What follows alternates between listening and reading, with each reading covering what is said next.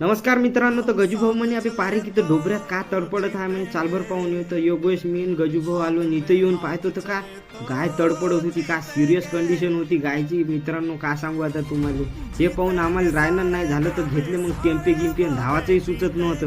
तरी पार आलो आणि मी योगेश भिडलो. विषय असा होता का दोघाले हालही नाही गाय, पण काय करता, प्रयत्न करणं खूप महत्त्वाचं होतं. पार विजा गडगडत होत्या तरी केले प्रयत्न. आणि एक सिटीतला माणूस घराच्या बाहेर निघत नाही, तेच जर गावात असतं तर 10 माणसं हात लावायला राहिले असते इथं. तेच पाहून एक मित्र आला आम्हाला, त्याने थोडी हेल्प करू लागली. त्याला पाहून मग आणखी एक काका आले, त्यांनी त्या गायला बांधला मोरका आणि 3-4 जण ओढून काढलं मग पाणीतून गायला बाहेर. आणि फायनली गाय आम्ही काढून घेतली बाहेर. गाय हे पाण्यातून काढणं बाहेर खूप आवश्यक असतं, कारण की जर पाण्यात असती तर नाकातोंडात पाणी गेलं असतं आणि ते जीव पण गेला असता. आता होती फक्त डॉक्टर साहेबाची वाट आणि ह्या डोबऱ्यातून काढली आम्ही गाय. आणि आखरी डॉक्टर साहेब पण आले मित्रांनो.